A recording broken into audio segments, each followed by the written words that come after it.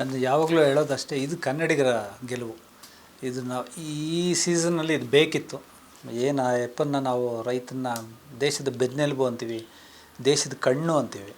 ನಿಜಕ್ಕೂ ದೊಡ್ಡ ಸ್ಟಾರು ರೈತ ಮುಖಂಡನಾಗಿ ನಿಂತಾಗ ಅದು ಎಷ್ಟು ಖುಷಿಯಾಗುತ್ತೆ. ನಿರ್ದೇಶಕರು ತಮ್ಮ ಆಲೋಚನೆಯಲ್ಲೇ ಚಿತ್ರ ನೋಡ್ಬಿಟ್ಟಿರ್ತಾರೆ, ಇನ್ನು ಕತೆಗಾರರು ತಮ್ಮ ಊಹೆಯಲ್ಲಿ ನೋಡ್ತಾರೆ, ನಾನು ಬರವಣಿಗೆಯಲ್ಲಿ ನೋಡ್ತೀನಿ. ಭೂಮಿ ತಾಯಿಗೆ ಮೂಗ್ನತ್ತಿದ್ದಂಗಿದೆ ಅಂತ. ಅದು ಬರೆಯೋವಾಗಲೇ ಒಂದು ಪ್ರೀ ಕ್ಲೈಮ್ಯಾಕ್ಸ್ ಇದಕ್ಕೆ ಅವ್ರು ಏನು ಅಂದ್ಕೊಂಡಿರ್ತಾರೆ, ಕಾಟೇರ ಏನು ಮಾಡಬೇಕು ಅಂತ ಬಂದಿರ್ತಾನೋ ಅದು ಆಗೋಗುತ್ತೆ. ಜರ್ನಿ ಮಾಡ್ತಾನೆ ಕಾಟೇರ, ಏನಕ್ಕೆ ಅಂತ ಪ್ರಿಡಿಕ್ಷನ್ಗಿರಲ್ಲ ಆಡಿಯನ್ಸ್ಗೆ, ತಿರ್ಗಾ ಏನು ಕಾಟೇರ ಮಾಡ್ತಾನೆ ಅಂತ ಅಲ್ಲಿ ಓಪನ್ ಆಗುತ್ತೆ. ಆ್ಯಕ್ಚುಲಿ ಅದು ನಾನು ಥ್ಯಾಂಕ್ಸ್ ಹೇಳಬೇಕಾಗಿರೋದು ತರುಣ್ ಸಾರ್ಗೆ ಮತ್ತು ಜಡೇಶ್ ಅವ್ರಿಗೆ. ನಾನು ಬರೆದಿದ್ದ ಅಷ್ಟು ಕ್ಲೈಮ್ಯಾಕ್ಸ್ ಸೀನ್ಗಳನ್ನ ದರ್ಶನ್ ಸಾರು ಸಿಂಗಲ್ ಟೇಕ್, ನೀವು ನಂಬಲ್ಲ. ಆತ್ಮೀಯ ಕನ್ನಡ ಪಿಕ್ಚರ್ ವೀಕ್ಷಕರಿಗೆ ನಮಸ್ಕಾರ. ನಾನು ಪ್ರವೀಣೇಕಂತ. ಕಾಟೇರ ಕನ್ನಡ ಚಿತ್ರರಂಗಕ್ಕೆ ದೊಡ್ಡ ಚೈತನ್ಯ ಕೊಟ್ಟಿದೆ. ಒಂದೇ ವಾರದಲ್ಲಿ ಕನ್ನಡ ಸಿನಿಮಾ ಒಂದು 100+ ಕೋಟಿನ ಗಳಿಸ್ಬೋದು ಅನ್ನೋ ಒಂದು ತಾಕತ್ತನ್ನ ಎತ್ತಿ ತೋರಿಸಿದೆ. ಸೊ ಈ ಒಂದು ಸಂಭ್ರಮದಲ್ಲಿ ಈ ಚಿತ್ರದ ಸಂಭಾಷಣೆಕಾರರು, ಸೊ ಇದಕ್ಕಿಂತ ಮೊದಲು ನಾವು ಕಾಟೇರ 360 ಕಾರ್ಯಕ್ರಮದಲ್ಲಿ ಮಾಸ್ತಿ ಅವ್ರನ್ನ ಸಂದರ್ಶನ ಮಾಡಿದ್ವಿ. ಒಳ್ಳೊಳ್ಳೆ ವಿಷಯಗಳನ್ನು ಸಿನಿಮಾ ಬಗ್ಗೆ ಹೇಳಿದರು. ಸೊ ಅದೆಲ್ಲವೂ ಕೂಡ ನಿಜವಾಗಿದೆ, ಫಲಿಸಿದೆ. ಸೊ ಇಂಥ ಹೊತ್ತಲ್ಲಿ ನಮ್ಮ ಜೊತೆಗೆ ಮತ್ತೊಮ್ಮೆ ಮಾಸ್ತಿ ಅವರಿದ್ದಾರೆ. ಸರ್, ಕಾರ್ಯಕ್ರಮಕ್ಕೆ ಸ್ವಾಗತ. ದೊಡ್ಡ ಖುಷಿ, ದೊಡ್ಡ ಗೆಲುವು. ಸಾಕಷ್ಟು ಸಲ ನಾವು ಮಾತಾಡ್ತಾ ಇದ್ವಿ, ಅಂದರೆ ಆಫ್ ದ ರೆಕಾರ್ಡು, ಕನ್ನಡ ಸಿನಿಮಾಗಳು ಹಿಂಗಾಗಬೇಕು, ಹಿಂಗಾಗಬೇಕು, ಆ ತಾಕತ್ತಿದೆ, ಇದೆಲ್ಲವೂ ಮಾತಾಡ್ತಾ ಇದ್ವಿ. ಅದು ಇವತ್ತು ನಿಜ ಆಗಿದೆ ಸರ್. ಹೇಗೆ ಫೀಲ್ ಆಗ್ತಿದೆ ನಿಮಗೆ? ನಾನು ಯಾವಾಗಲೂ ಹೇಳೋದಷ್ಟೇ, ಇದು ಕನ್ನಡಿಗರ ಗೆಲುವು. ಇದು ನಾವು ಈ ಸೀಸನ್ನಲ್ಲಿ ಇದು ಬೇಕಿತ್ತು. ಸೊ ಅದು ಗಟ್ಟಿಸಿದೆ ಅನ್ನೋದಕ್ಕಿಂತ ಹೆಚ್ಚಾಗಿ ಅದನ್ನು ನಮ್ಮ ಕನ್ನಡದ ಮನಸ್ಸುಗಳು ಕಟ್ಟಿದೆ. ಯಾವಾಗಲೂ ಅವ್ರು ಅನ್ಕೊತಾ ಇದ್ದಿದ್ದು, ನಮ್ಮ ಕನ್ನಡ ಚಿತ್ರಗಳು ಯಾವುದ್ರಲ್ಲಿ ಕಮ್ಮಿ ಇದೆ ಅಂತ. ಆ ಪ್ರಶ್ನೆನ ಅವರೇ ಹಾಕ್ಕೊಂಡ್ರು. ಸೊ ನಮಗೆ ಆ ಪ್ರಶ್ನೆ ಕೇಳಿದ್ರು, ನಾವು ಅದಕ್ಕೆ ಉತ್ತರ ಈಗ ಕೊಟ್ಟಿದ್ದೀವಿ. ಅಂದರೆ ಅನ್ನನೇ ದೇವರು ಅಂತಾರೆ, ಅಂಥ ದೇವ್ರನ್ನ ಸೃಷ್ಟಿ ಮಾಡೋನೇ ರೈತ ಅನ್ನೋ ಒಂದು ಡೈಲಾಗು ಇವತ್ತು ಕಾಟೇರನೇ ದೇವರಾಗ್ಬಿಟ್ಟಿದ್ದಾನೆ. ಅಂದರೆ ಇಂಡಸ್ಟ್ರಿಗಾಗಲಿ ಅಥವಾ ಸಿನಿಮೋತ್ಸಾಹ, ಸಿನಿಮಾ ಪ್ರೇಮ ಇರೋಂಥ ಕನ್ನಡ ಪ್ರೇಕ್ಷಕರಿಗಾಗಲಿ ದೇವರಾಗಿ, ಅಂದರೆ ಎಲ್ಲರೂ ಆ ಥರ ಕೊಂಡಾಡ್ತಿದ್ದಾರೆ. ಅಂದರೆ ದೇವರಾಗ್ಬಿಟ್ರು, ದರ್ಶನವ್ರನ್ನ ಕೊಂಡಾಡ್ತಿದ್ದಾರೆ, ಸಿನಿಮಾನ ಕೊಂಡಾಡ್ತಿದ್ದಾರೆ. ಇಡೀ ಇಂಡಸ್ಟ್ರಿಲಿ ಒಂದು ಯಾವತ್ತೂ ನೋಡದಿರೋಂಥ ಎನರ್ಜಿ ಫಾರ್ಮ್ ಆಗಿದೆ ಈ ಒಂದು ಸಂದರ್ಭ ಸರ್.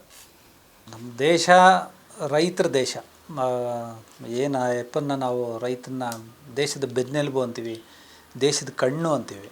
ಸೊ ಆ ಕಣ್ಣಿಗೆ ನಮ್ಮ ಕಾಟೇರ ಚಿತ್ರ ಬಿದ್ದಿದೆ ಅಂದರೆ ಅದು ಡೈರೆಕ್ಟಾಗಿ ಅವರು ಹೃದಯದಿಂದ ಮಾತಾಡ್ತಾ ಇದ್ದಾರೆ, ನೋಡ್ತಿದ್ದಾರೆ. ಮತ್ತು ಒಬ್ಬ ರೈತ ಮುಖಂಡನಾಗಿ ನಮ್ಮ ದರ್ಶನ್ ಸಾರು ರೆಪ್ರೆಸೆಂಟ್ ಮಾಡಿರೋದು. ನಿಜಕ್ಕೂ ದೊಡ್ಡ ಸ್ಟಾರು ರೈತ ಮುಖಂಡನಾಗಿ ನಿಂತಾಗ ಅದು ಎಷ್ಟು ಖುಷಿಯಾಗುತ್ತೆ. ಒಂದು ಹಸಿರು ಶಾಲೆ ಹಿಂಗೆ ತಿರುಗಿಸ್ದಾಗ ಅದು ಅದರದ್ದು ಆನಂದನೇ ಬೇರೆ. ಮತ್ತು ಆ ಅಪ್ಪನ ಉತ್ಸಾಹ, ಆ ಒಂದು ತೋಳು ಇದೆಯಲ್ಲ, ಆ ಕೈಯಲ್ಲೊಂದು ಹಸಿರು ಶಾಲೆ ತಿರುಗಿದಾಗಲೇ ಇದು ತುಂಬ ಕಡೆ ಥಿಯೇಟ್ರಸಲ್ಲಿ ರೈತರು ಈಚೆ ಬಂದು ಹಸಿರು ಶಾಲೆ ಹಾಕ್ಕೊಂಡು ಬೈಟ್ಸ್ ಕೊಡ್ತಿದ್ದಾರೆ. ಅವ್ರಿಗೊಂಥರ ಪ್ರೌಡ್ ಅನಿಸ್ತಿದೆ. ಅದು ಒಬ್ಬ ರೈಟ್ರಾಗಿ ನನಗೆ ಆ ಒಂದು ಮಾತು ಬರೆದಾಗಲೇ ಮೈ ಜುಮ್ ಅಂತ, ಹೌದಲ್ವಾ ಅನ್ನಿಸ್ತು. ಅದು ನಿಜಕ್ಕೂ ಆ ತಂಡದಲ್ಲಿ ಕೆಲಸ ಮಾಡಿರೋದಕ್ಕೆ ಒಂದು ಸಾರ್ಥಕ ಭಾವ. ಅಂದರೆ ಒಂದು ಬಂಗಾರದ ಮನುಷ್ಯ, ಒಂದು ಒಡ ಹುಟ್ಟಿದವರು, ಒಂದು ದೊರೆ, ಈ ಥರ ರೈತರ ಸಿನಿಮಾ ಬಂದಾಗ ಅಥವಾ ಅಂದರೆ ಆ ಒಂದು ವಿಷಯ ಬಂದಾಗ ಆ ಎನರ್ಜಿನೇ ಬೇರೆ. ಅಂದರೆ ಆ ಹಾಡು ಹಿಟ್ಟಾಗುತ್ತೆ, ಆ ಸಿನಿಮಾ ಹಿಟ್ಟಾಗುತ್ತೆ, ಅದು ಒಂದು ಪರಿವರ್ತನೆಗೆ ಸಾಕ್ಷಿ ಆಗುತ್ತೆ. ಅಂಥದ್ದೊಂದು ಪರಿವರ್ತನೆಗೆ ಸಾಕ್ಷಿ ಆಗ್ತದೆ ಕಾಟೇರ ಅಂತ ಹೇಳ್ಬೋದು.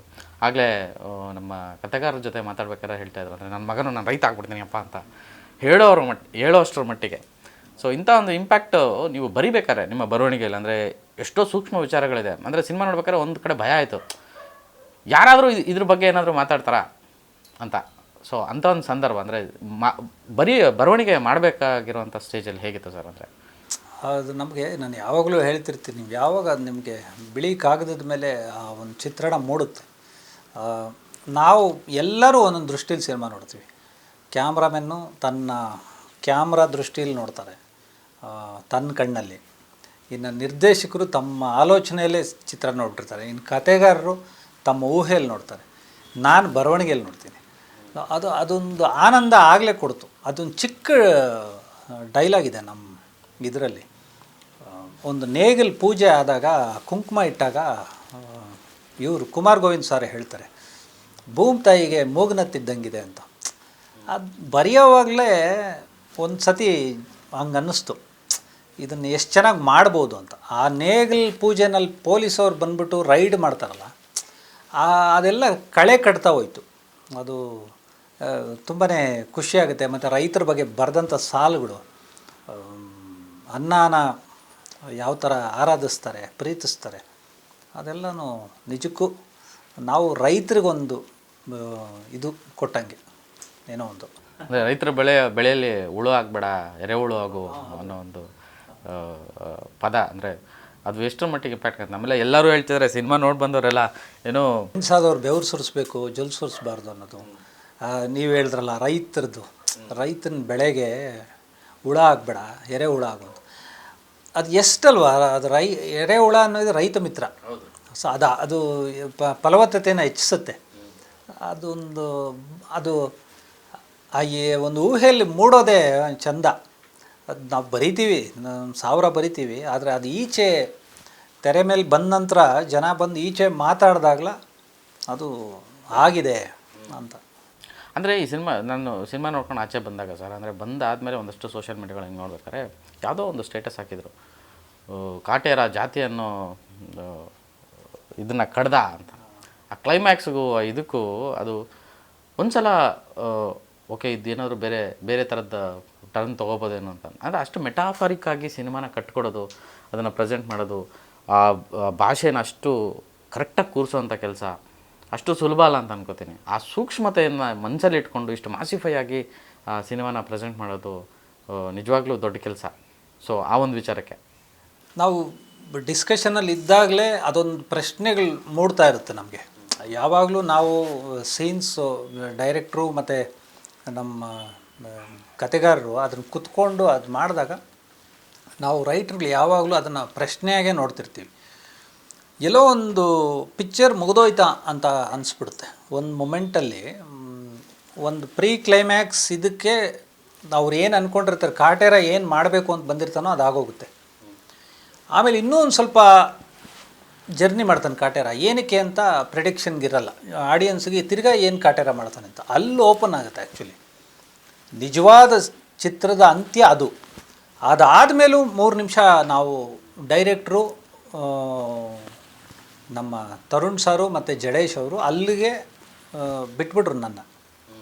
ಸೊ ನನ್ನ ಕೈಗೆ ಬಂದಿದ್ದು ಲಾಸ್ಟ್ 3 ನಿಮಿಷ. ಅಲ್ಲಿಂದನೂ ಪಾತ್ರಗಳ ಜೊತೆನೇ ಇರ್ತಿದ್ದೆ, ಆಮೇಲೆ ಏಕಾಏಕಿ ಕಾಟೇರನ ಮೇಲೆ ಬರ್ತೀನಿ.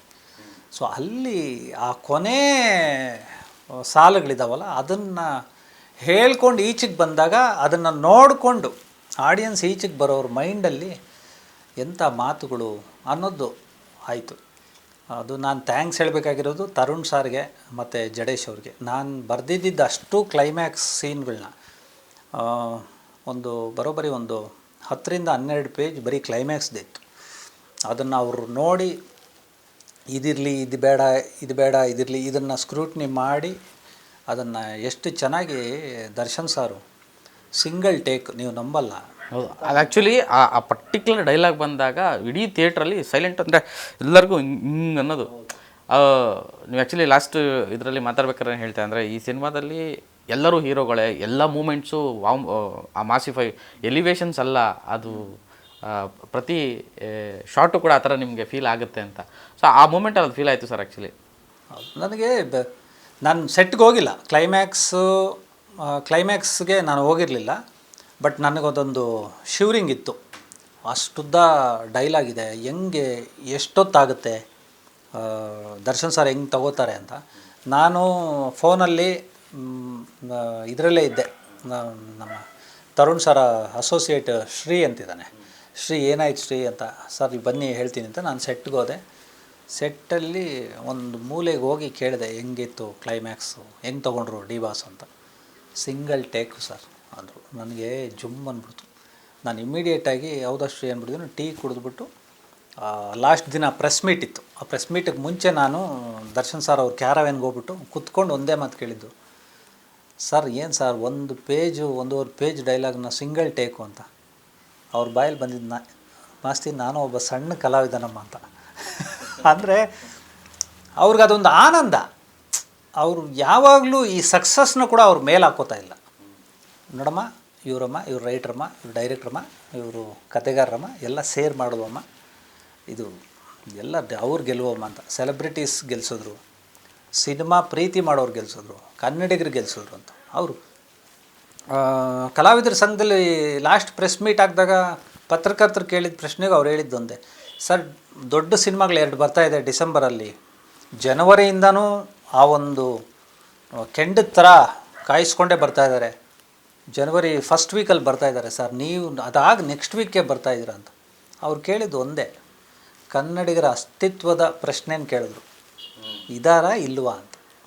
ನಮ್ಮೂರಿಗೆ ಅವ್ರು ಬರ್ತಾಯಿದ್ದಾರೆ, ಅವ್ರು ಹೆದರ್ಬೇಕು ಸ್ವಾಮಿ, ನಾವ್ಯಾಕೆ ಹೆದರ್ಬೇಕು ಅಂತ. ಅರೆ ಹೌದಲ್ವಾ, ಅಷ್ಟು ಬೋಲ್ಡಾಗಿ ಪ್ರಶ್ನೆ ಕೇಳೋದಲ್ಲ, ಅದು ಕರೆಕ್ಟಾಗಿ ನಾವು ಪ್ರಾಡಕ್ಟ್ ಕೊಟ್ಟಿರ್ಬೇಕಲ್ಲ, ನಾವು ಕೆಲಸ ಮಾಡಿರ್ಬೇಕಲ್ಲ. ಸೊ ಅದನ್ನು ಈಗ ಯಾವಾಗಲೂ ಅನುಕಂಪ ಸಿನಿಮಾ ಆಗಲ್ಲ, ಮನೋರಂಜನೆಯೇ ಸಿನಿಮಾ ಆಗೋದು. ಸೊ ಅನುಕಂಪ ಗಿಟ್ಟಿಸ್ಕೊಂಡು ಪ್ರಯೋಜನ ಏನು? ಅಯ್ಯೋ ನಮ್ದು ಹಿಂಗಾಗೋಯ್ತು, ನೀವು ಯಾರು ನೋಡ್ತಾ ಇಲ್ವೇ, ಅದು ಪ್ರಯೋಜನಕ್ಕೆ ಬರಲ್ಲ. ನಾವು ಚೆನ್ನಾಗಿ ಮಾಡಬೇಕು, ಆವಾಗ ನಾವು ಕೇಳ್ಕೋಬೇಕು. ಅವರು ಹೌದಾ ಇದರಲ್ಲಿ ಏನಿಲ್ಲ ಏನಿದೆ. ಸೋಷಿಯಲ್ ಮೀಡಿಯಾದಲ್ಲಿ ಒಂದೊಂದು ಸತಿ ಕಣ್ಣಾಯಿಸೋವಾಗ ಒಂದೊಂದು ಸತಿ ಕಾಮೆಂಟ್ಸ್ ನೋಡ್ತೀವಿ. ಅದರಲ್ಲಿ ಒಬ್ಬ ಯಾರೋ ಒಂದು ಹುಡುಗ ಹಾಕಿದ್ದ, ಸರ್ ನಮಸ್ಕಾರ, ನಾನು ಕಷ್ಟಪಟ್ಟು 200 ರೂಪಾಯಿ ಕೊಟ್ಟು ಪಿಕ್ಚರ್ ನೋಡಿದೆ, ಅದಕ್ಕೆ ವರ್ತು ಸರ್ ಅಂತ. ಅಂದರೆ ಅವರು ಕೊಡೋ ದುಡ್ಡಿಗೆ ನಾವು ಏನು ಕೊಡಬೇಕು, ನಮ್ಮ ಕೈಯಲ್ಲಿ ಏನಾಗುತ್ತೆ ಅದನ್ನು ಕೊಡಲೇಬೇಕು. ಆವಾಗ ಅವ್ರ ಪ್ರಶ್ನೆ ಕೇಳಲ್ಲ. ಆ ಒಂದು ಒಳ್ಳೆ ಪಿಕ್ಚರ್ನ ಒಂದಷ್ಟು ಜನ ಸ್ನೇಹಿತರಿಗೆ, ಅವ್ರ ಸಂಬಂಧಿಕರಿಗೆ, ಅವ್ರ ಊರವ್ರಿಗೆ ಫೋನ್ ಮಾಡೋ, ಮೆಸೇಜ್ ಮಾಡೋ, ಪಿಕ್ಚರ್ ನೋಡು ಅಂತ ಹೇಳ್ತಾರೆ. ಅದೊಂದು ಮೌತ್ ಟಾಕು ಈ ಚಿತ್ರಕ್ಕಾಯಿತು. ನಾನು ತುಂಬ ಇಂಟರ್ವ್ಯೂಗಳಲ್ಲಿ ಹೇಳಿದ್ದೆ, ಈ ಚಿತ್ರ ಈಚೆಗೆ ಬಂದರೆ ತುಂಬ ಚರ್ಚೆಗೊಳಗಾಗುತ್ತೆ ಅಂತ. ಸೊ ಆ ಚರ್ಚೆಗಳಾಯಿತು, ಅದೊಂದು ಖುಷಿ.